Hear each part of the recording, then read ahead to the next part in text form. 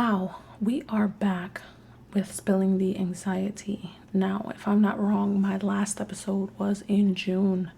I actually think like maybe second week of June. Somewhere in the 20s. Feels weird being back, I've got to tell you. I was very, very close to dropping this as a project.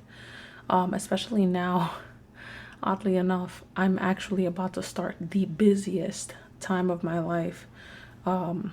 So I didn't really think that this would be the appropriate thing to do, but here we are. you know I've got to have something in my life that I stick to, and that's not to say that I'm an easy quitter, but I'm certainly flighty, to say the least. There are tons of things that I want to get done, that I want to do, and I don't stick to any of it. And this is important because I am not diligent about writing in my journal. Important memories from my life, they've somehow found their way into the dust or into thin air because I have either lost or gotten rid of everything that kind of could have been saved as a memento. Not really through any fault of my own, just during moving or times of just when I couldn't. I've moved a lot. A lot of my stuff got lost, and especially when I moved, it was just easier to take what was on my back, So I'm not somebody that I don't have a lot to pull from. I realized one day, if this ever blows up, if I ever make it, if I ever become a writer, I don't have anything for the movie of my life. Which, to be frank, I don't even think I want there to be a movie, but I at least want there to be the possibility. I have 3 children, and I want them to have something of mine to hold on to, or maybe not. I mean, I guess it's depending on how I feel, but I at least want there to be the option. So here it is, and we're back. So I'm really glad that I took the break, because actually this is going to be an episode with no breaks whatsoever. It'll be, no commercials. This is my first episode back. There's a lot that I want to touch on and to discuss. I mean, obviously I have all season 2, but I want to start here with an ad-free episode. I'm lying. It won't be completely ad-free because I think the podcasting service that I use will insert something in somewhere. But I'm going to try to do this when I'm recording it with no intentional breaks. So, sorry, folks. But, God, I don't even know where to begin. I feel like taking the break was good because it did what it is that I said it was going to do, which was give my life some time to happen. In the first season, I was, let's call it reporting, Monday, Wednesday, Friday. Every Monday, Wednesday, Friday, I had a new episode for you guys. It would be somewhere between half an hour to 45 minutes. I had a lot to talk about. And then eventually I just hit this point where I had just started at my new job. Not too much was realistically happening, but there was a lot of streams of consciousness that I wanted to have towards the end. And I want to talk more about things that happen. Some of those, I swear to God, I have not listened still to my previous episodes. I want to keep them. I feel like if I listen to them, I'm going to want to take them down. But there are a couple of things that I want to touch on. So quite literally, not 2 weeks after stopping my podcast or finishing season 1, things started happening just immediately. I'm sorry if I sound hoarse. One of the things that I'm going to discuss, God, I can hear it now in my headphones. I can hear my son snoring on my bed, like 10 feet away. So I was also told by someone that this microphone picks up everything, and when I talk and swallow and any other noise that I make, it's extremely graphic. So I'm trying to be as conscious of that as possible. But things started happening very fast, and I'm not going to talk about all of those things because it's almost like so much has happened, I don't even know where to begin. Okay, so I'm hoarse because I actually was scheduled to have my tonsils taken out last week. I reached this point in my health where that is just absolutely necessary. And now I find myself with often having sore throats and whatever. Ultimately, the surgery was rescheduled, which is why I'm coming back to the podcast. I wanted to come back at the beginning of September, but doing the podcast at the beginning of September and then taking a 2-week break because my tonsils were getting taken out seemed like a very stupid idea as far as continuity goes. So I decided to wait until after. Now that it has been scheduled for another month, I was just like, fuck it. Let's just roll with the punches. I'll pre-record, do whatever it has to do. I have to do in order to keep it moving while I'm out for recovery. So I will touch on what happened with me health-wise this summer, because it really did form my summer. One of the last episodes that I talked about was how I had a near-death experience with my daughter in the car because 2 trees collapsed in front of my car and almost crushed my car during a windstorm.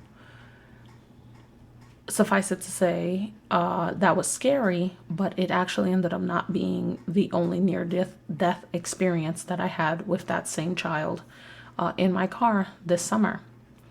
So it's been a busy one. I also want to clarify something. I started this podcast to not only to make a memory and to help other people who were going through things like me. And I promised that I would be as authentic as possible. And that is true. I strive to be as honest as possible. Unfortunately, my authenticity lacks because as I'm not lying, but I'm definitely painting things in a certain light because I mentioned how important it was for me to have the consent. I'm sorry, you guys. I'm also washing clothes and it seems like it's moving my boom arm, which is like annoying me. Part of, see, let's say I say something to the effect of, I was really upset because somebody broke up with me. All you fishers out there, nobody broke up with me. Calm down. I'm still the same person I was a couple of months ago. But if I say that and I discuss the terms of the breakup, like XYZ person cheated on me, you guys out there don't know who that is because I don't say names and I can say whatever I want to the effect of this person. But the people who know me, they're going to know who they are. And the people who know about my life will know who I'm referring to. So in essence, I'm stealing that person's privacy. Yes, this is my business to discuss. Yes, this is my effects and I should be allowed to do whatever it is that I want. But I also have to continue living in my world once I get off of this mic. So I would be lying if I didn't say that a lot of the things that I said and how I say them are molded by how I feel certain people will feel about them. So while I strive not to paint anybody in a negative light, I may also be falsely painting somebody in a better light because I'm afraid that the negative will reach them. And I want to apologize because it cuts into my authenticity, because we all want to believe that there is good in people, and there is good in people. And I would love to paint the good in people for everybody because I don't like shit talking somebody. But sometimes things just aren't roses and rainbows. And recently I've come to terms with myself in the sense that I care a lot about what people think. I thought that part of me was done, but it is a process. It's a healing process, and it takes a lot of time. And so I'm not perfect. I mean, shit, I started this not perfect to begin with, but I'm further not perfect. My imperfections are large because I still sometimes can revert back to that person that I don't like being.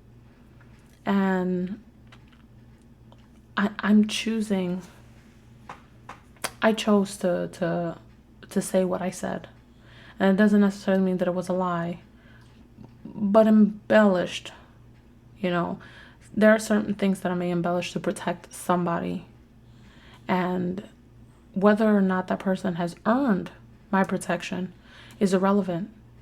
I don't want to take anybody down with me. There are several people out there that don't like their business discussed.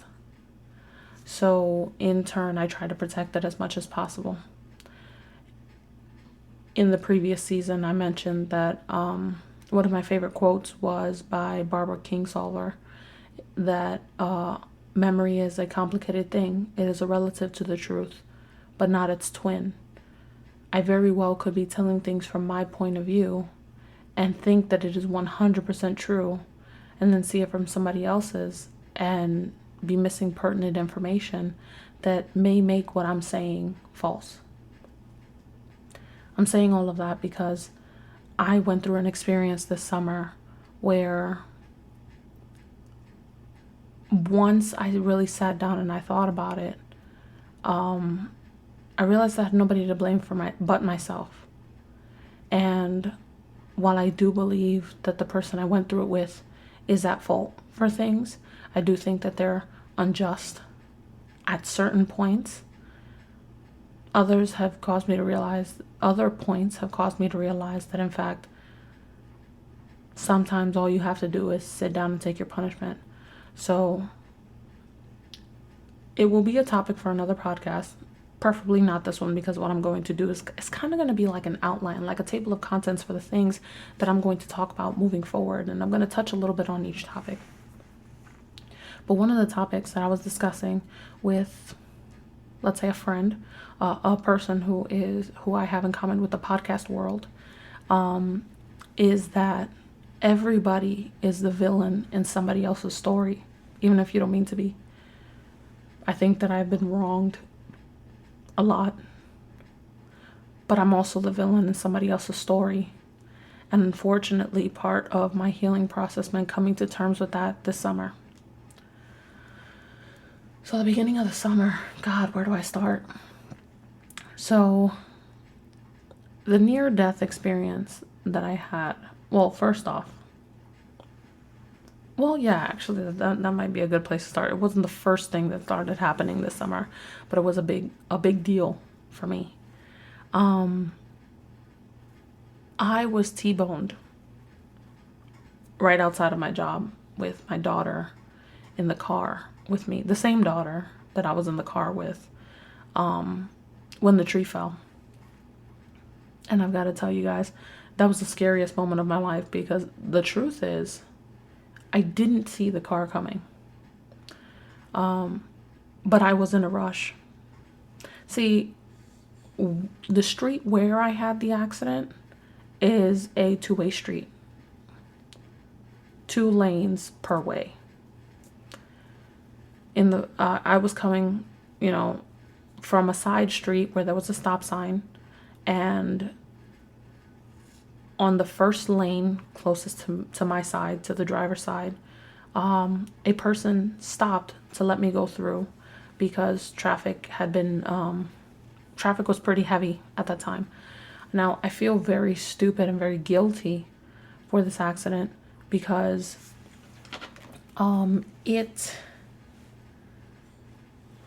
I was in a rush I had left work late because I was stuck in this period for about 6 weeks of the summer where I was working to maximize how much time I had at work, because showing up early was impossible. I was missing a lot of time due to health concerns that I'll explain later that were tied to my tonsils and what I had going on. And so I was just trying to get as much overtime as possible, because I'm going to be 1,000% honest. What I make is embarrassing.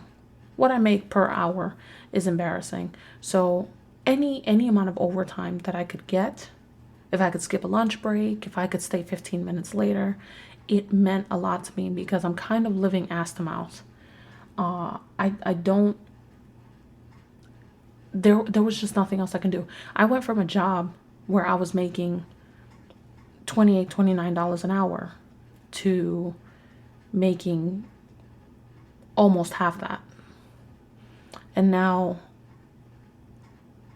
honestly, if I was living in a smaller place, if anything about my life was different or more cost effective, it wouldn't be that bad. But I kind of was accustomed to living at that $29 an hour.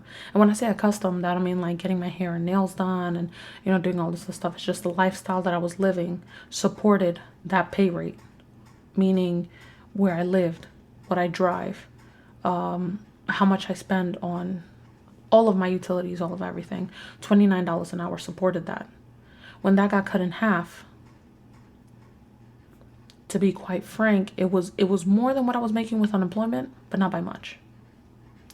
So that overtime meant a lot to me. Now, in turn, I didn't mean to, I shouldn't, I knew, I also wanted my oldest daughter to go to summer camp, and that costs money. I was also paying for, my other daughter's summer camp, mind you, at a discounted rate because it was where I worked, but it still costs money, and it's so much pressure when things cost money, and it's for kids. For me, I don't give a damn. For me, I'll live on ramen. I will stay at home, no Netflix. I'll read a book. I don't care. But for my children, it mattered, and I didn't want to admit to them that I had failed by not making the amount that they were accustomed to anymore, which very stupid. I get it. It is a superficial thing, but for me, not looking like a failure for my kids, it mattered to me, and it shouldn't be the reason why they look at me as a failure, but they're 5 and 4 and it's inevitable. So that's kind of just what happened. And so in order to keep her in summer camp, which by the way was all the way across town from my job, summer camp ends at 6. You get there at 6:01, you get hit with a $10 charge, which I already couldn't afford what the summer camp was. And after 3 late slips, I think your kid gets terminated, or maybe it was 5. Anyway, she already had 2 this day. And so I get out of work. I already knew what time, like I absolutely had to be in my car and moving in order to make it to the summer camp to pick her up on time. I was 3 minutes past that because, come to find out, the clock in my room is slow. The thing, the whatever, the tickety-tock thing, the hands, they get stuck and they end up being a couple of minutes back. So I get in my car and it's now 5:47. And I'm like, fuck, I'm going to be late. She's going to get another late slip thing. So I gun it out onto the side road, and I am praying for an opening on this busy road to go. I get some reprieve because somebody stops and is like, motions me to go.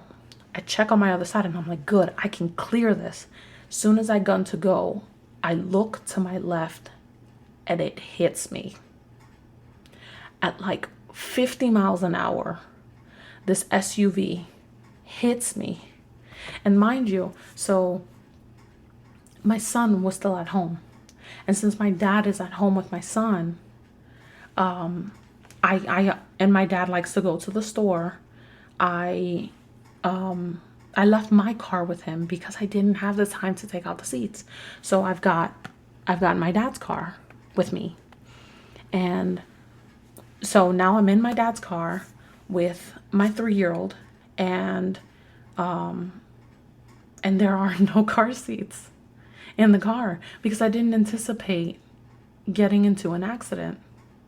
So I'm like, God, I just have to make it across the way. It's fine. She's buckled in. I don't even have my seatbelt on yet. I'm trying to do everything that I can and also move and get to where I need to go. Now it takes 15 minutes to get to this place. And I'm trying to cut 2 minutes of my time getting there because I'm already 2 minutes behind. So when I see the car clear me and say to go, I'm like, God, yes, thank you. Somebody out there is looking out for me. And I go, and when I look, I braced myself. I saw it. I didn't have my seatbelt on, and I just saw it for a fraction of a second. I let go of the wheel and I turned myself in because I'm like, God, this shit is gonna hurt. And the car swipes me and it makes direct contact with me, and I feel my head whip. And my glasses are so big that they actually, and thank God they're good quality, that if I put my hands on the side of my face, I will touch my glasses without touching my face. And honestly, I think that's what saved me. I don't know if anybody can visualize that, but my glasses jut out from the side of my face. So any impact that I feel on the side of my face at the right point will hit my glasses first. I felt my head whip and my glasses crash into the window, and it shattered into a million smithereens. My glasses flew off of my face and like bruised up my nose a little bit. And when I felt myself turn in, it's because as soon as I pressed it, I knew it was a mistake to try to clear that. I mean, I thought I could. I didn't see that car. But when I finally made it past that car that was giving me the right of way, I saw it out of the corner of my eye. And I was like, fuck, this is going to hurt so bad.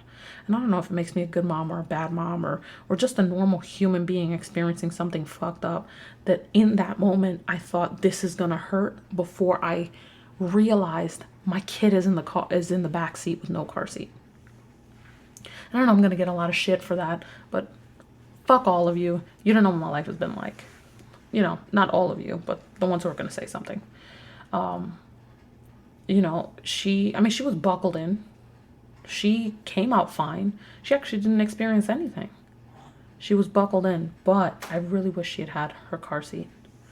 So I feel it, you know, I look and I feel it hit me, and I feel the car door like close me in, and like my neck is killing me, my back is killing me, my glasses are off somewhere. I've got shards of glass, minuscule shards of glass just all over me. And I'm sitting there and I'm like, fuck, I'm so gonna be late now. And I say that because that was my mentality. I didn't care at the moment that the car was done. I didn't care that I had just been hit. It didn't register to me the injuries that I'd had. It didn't even register to me that my daughter was still in the car with me. All I could think about, the very first thought that I had was, I'm going to be late. She's going to be terminated from summer camp, and it's going to be all my fault because I didn't pay attention to the clock. And that seems like a really stupid thought, and it is, but it's a reality because I was just stretched so thin trying to be everywhere for everyone at once, and it was just impossible. But it's not that it was impossible. It was very hard to do everything that I was doing and still do it functionally. So instantly, like, I clear the fog like out of my head and I see what's happened, and like it hits me. I'm like, oh shit, my kid is in the back. So I turn around and I look at her and I'm like, God, are you okay? Are you okay? Are you okay? And she's crying. It's just because she's scared, you know? But I'm like eyeballing her immediately, and I'm like, God, okay, she's good. It looked kind of like she bumped her lip on something, but other than that, she's good. And then I look at my car and I look at where the car hit me, and she was tied into the middle. So where the car hit me, it was, I had absorbed all of the impact. At most, you know, her body would feel a little bit sore, but she didn't hit anything. Nothing hit her. No window shattered, nothing. Honest to God, with the way that this car hit me, I should have been worse off. I should have been a lot worse off. The car door wouldn't close anymore. My head completely had shattered the window. All of my stuff was like flying around the car. And it was at 50 miles an hour, and the only thing I had between me and that car was the car door. I didn't even have my seatbelt on. And like it didn't register. Like nothing was registered. I was just like, God, I'm sitting there, I'm gonna be late. I'm calling like my dad. And even then, I took an Uber with money I didn't have to go to this place to pick up my daughter. And they still hit me with the late fee. They hit me with the late fee and with the pink slip. Even though I told them I'd just been into a car accident, I still had to go and pick up my daughter. Nobody else was going to do it if I didn't. I tried to get my dad to do it, to go with my car, but he didn't. He got lost. And I was just so overwhelmed that I wanted to cry, but I couldn't because everybody was counting on me to get my shit together. And I was just sitting there wondering, God, how am I going to explain this to my kid's dad that I got into a car accident with our daughter in the car. And I felt so guilty. And so many things were running through my mind. And I can't even begin to explain to you guys how crazy that was for me.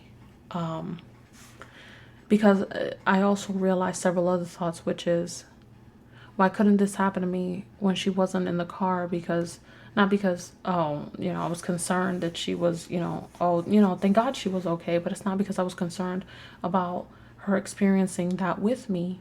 It was about, when is this going to be over? I've now had 2 near-death experiences, and I find myself on some days wishing for something like that. So something will wipe me off this earth and it won't be my fault. Some just freak accident would put me out of pain. And honestly, I think God had his shoulder on me because she was in the car. I'm starting to think that she's saving me. And I feel like shit for saying that, but it's the truth. I don't think I wanted to be saved. Ugh, that sounds horrible to say out loud. But, here we are, and we're okay. And I managed to walk out of that accident without so much as a scratch. I'm lying. I think I had 1 scratch on my arm. And I was still walking. And I was still perfectly fine. And I swear to God, I don't know how. I didn't have not one anything on me. I mean, I had a whiplash. My neck and my body killed for like a week or 2. I was shook up, but to be honest, it didn't hurt as bad as I thought it would. It sucked, don't get me wrong, but I definitely thought getting hit by a vehicle at 50 miles an hour would hurt a lot more. So that was one of the major things that happened to me this summer, which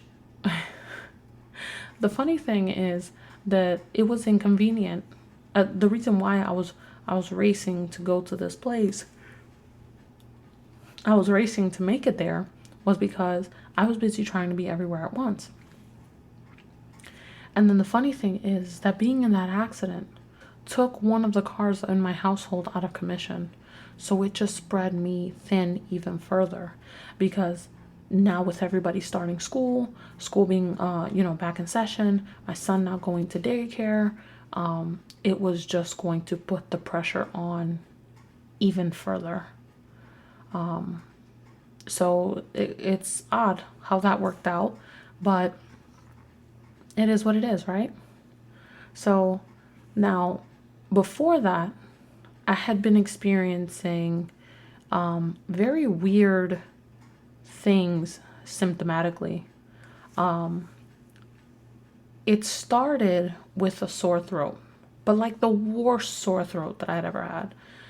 Every time I swallowed, it felt like glass. It felt like almost like when you have a scab and you're washing it in the shower, or like scraped skin or anything like that.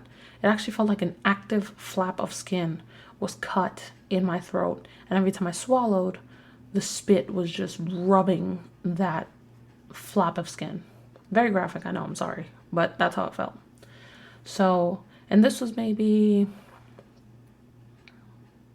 less than a month after my last steroid injection.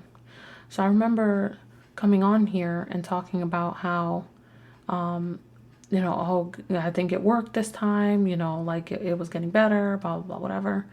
But then I noticed, so like my son he was getting his molars in, he had pink eye, he had a respiratory infection and a double ear infection.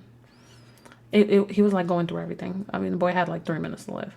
And so, and my middle child, my daughter, had pink eye like a week before that. So I was just like, oh, it's making its way to everybody. And it's finally made its way to me.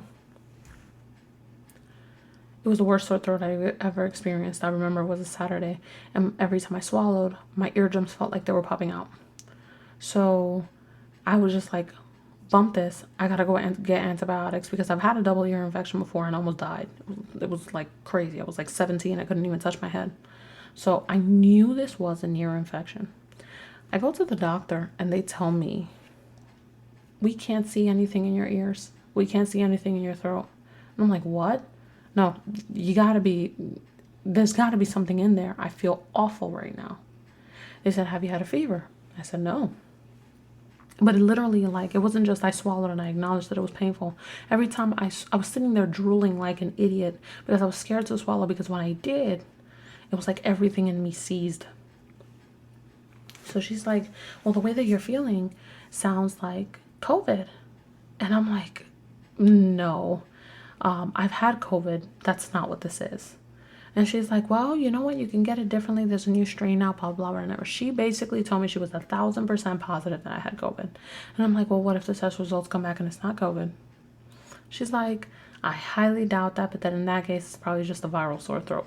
Which, by the way, a viral sore throat is about as vague as it sounds. A viral sore throat could be anything from HIV to fucking, strep throat. Okay, which, by the way, I tested negative for. So I was confident this wasn't COVID, but she was confident that it was. So I'm like, okay, I guess I've got COVID. She gives me a steroid, a liquid steroid, to counteract the inflammation in my throat that I say that I'm feeling, but she cannot see. She is absolutely confident it is what it is, and she could care less about anything else that's going on.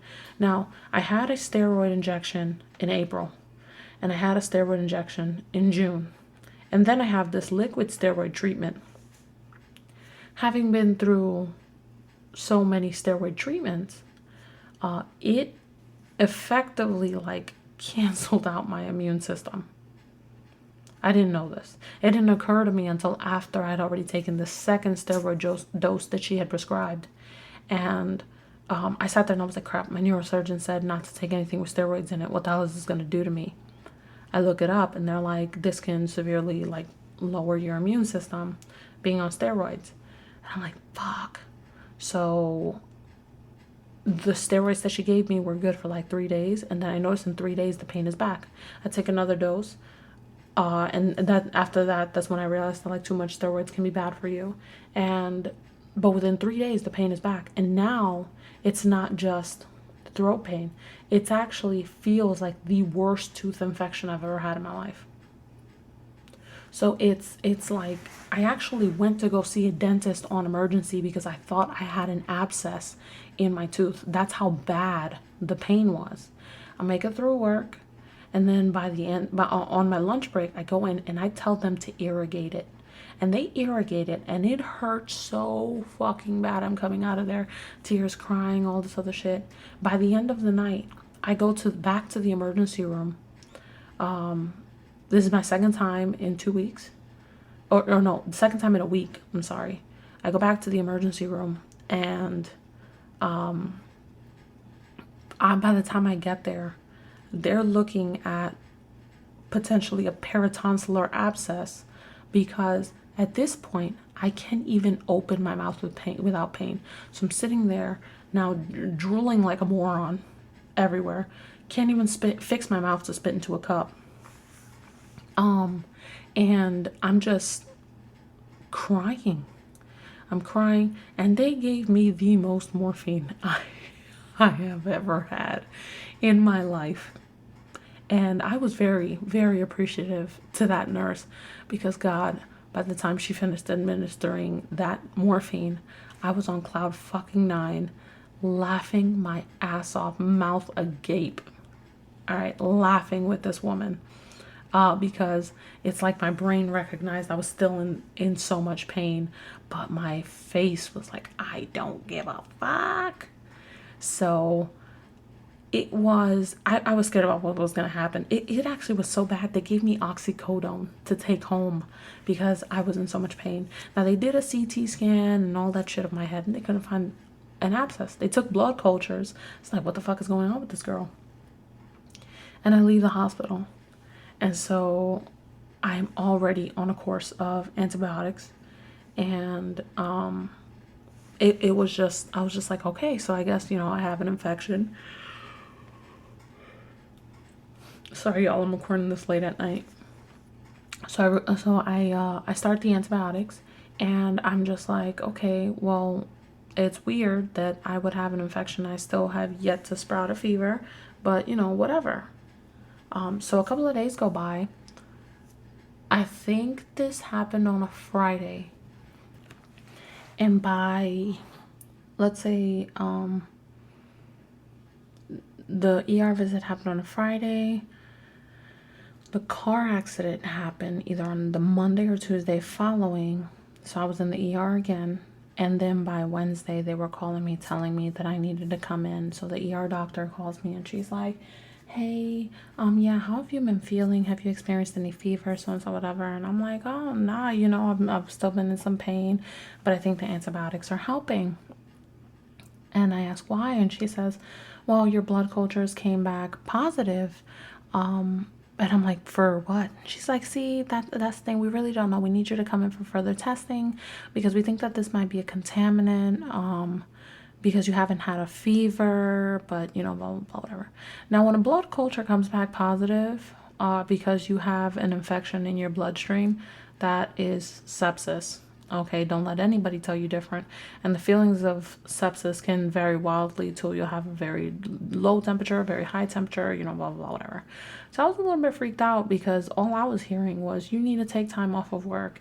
And you, who just got into a car accident because you're trying to be everywhere like Wonder Woman, also need to leave your kids for X amount of days. And I'm like, well, can this wait until the weekend? They're like, no, not really. I mean, I guess if you want to, sure. But optimally, no. So, I spent all night figuring out how this was going to work. And I set everything up for my kids and I went to the hospital. So I ended up staying there. Now, this hospital stay made me realize exactly how lonely I lead my life, because when I say I was in there fucking alone, I was in there alone.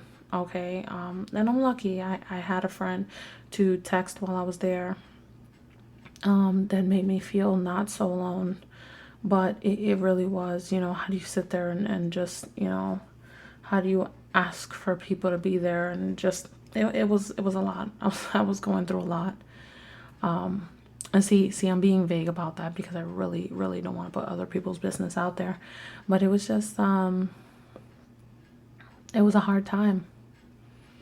And I cried and I acted out a little bit, because I was kind of being petulant at the fact that, it's moments like this where you don't want to be in my situation. You don't want to be alone for it. And I was just worried about my kids. And but then also was just like, thank God it's a break. But then also, like, I felt like I got discharged too soon.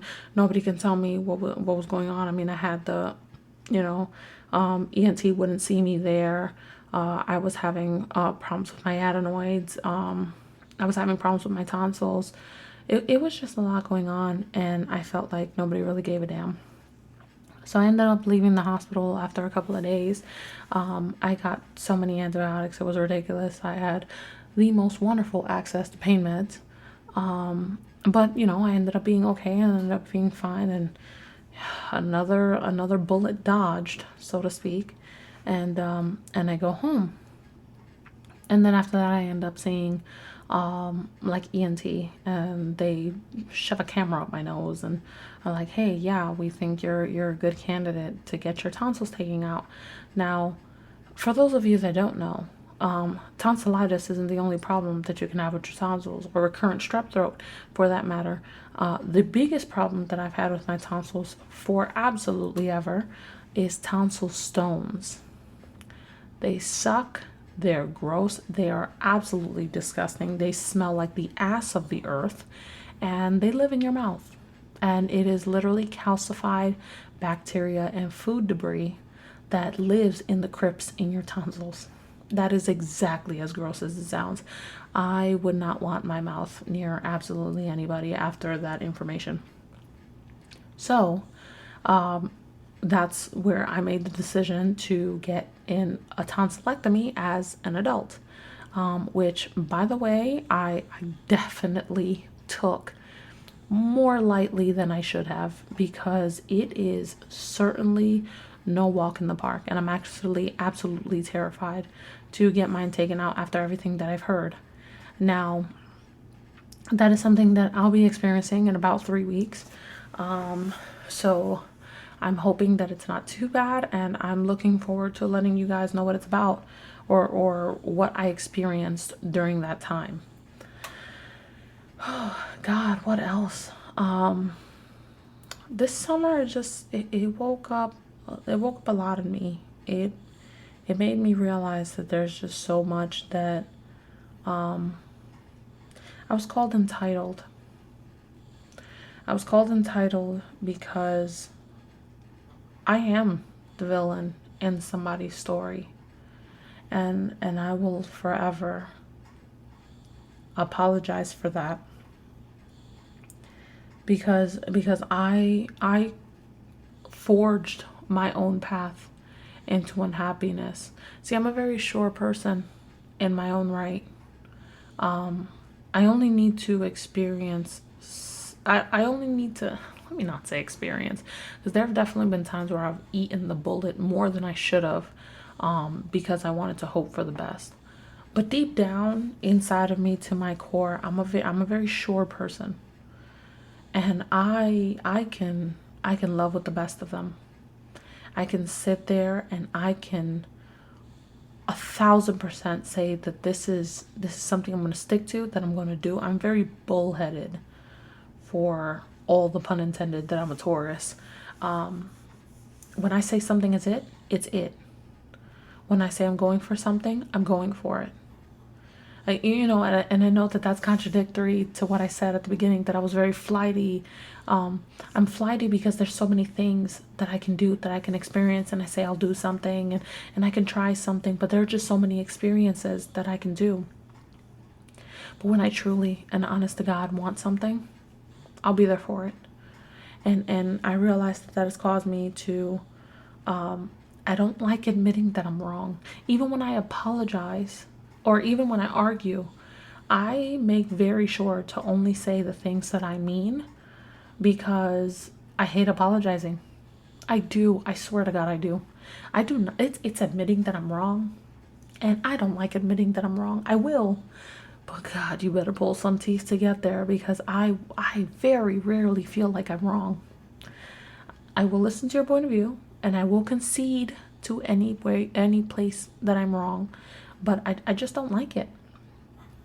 And I also don't like, I never considered myself to be a very vengeful person, but I'm realizing now that I used to be. I will cut the nose to spite the face, or I used to be that way. And so my biggest mistake was believing that when something didn't work, and something, it was just, that was it, and you hurt me, that I would hold fast to that, and I would say, you know what, I don't care what I feel, you hurt me, and you don't get this good part of me. And it was a mistake. And I was called entitled because I feel like I like people to take responsibility. I like people to take accountability, and I want to believe that out there is something so pure and so good for me that will heal me, that will say, you know what? I know that you are not the image of perfection. I know that you are not easy I know that you are not good. I know that you have problems. I know that you have baggage. I know that you have a lot to deal with. I know that you're fucking crazy. But the good part of you is so worth it that I will deal with it. And I want that. Everybody wants that. I feel like I segued into like something that was totally not what we were talking about. But this season, I want to discover the parts of me that I've been too scared to show everybody. I want to. Recently, I went through some things that turned me into a different person. That just, at first I was like, you know what, I'm okay with being alone, and I had my exceptions. Now, no exceptions exist. I will be alone, and I accept that, because I don't believe the thing that I just talked about exists anymore. I don't believe that there is a thing out there that's just like, you know what, I'm gonna take that chance on you, and it's not. It's no one's fault but my own. And I will hate myself every single day for squandering those opportunities. I don't think it's possible to say that somebody is so great and then also in the same breath say, it's just not for me. I don't believe that. So I'm at war with myself to believe what's true. So I'm back, and I will be releasing an episode on Mondays and Fridays. And I'm going to work damn hard to stick to that schedule, even if it means pre-recording. I'm cutting down on the times on how often I'm posting, just because I have also agreed to take on another job as of recently. It hasn't started yet, but it will soon. And I don't think that... You see, there it is. It's the yawning. It's the yawning for me. Because it is almost 11 o'clock and I should be asleep because I'm going to work tomorrow, but I'm doing this. So I need to have some sense of normalcy, but I'd be lying if I said I didn't pick up the second job to keep me busy so I don't succumb to how it is that I'm feeling. But it's just, man, I was hoping to come back with a more positive outlook, and I really don't.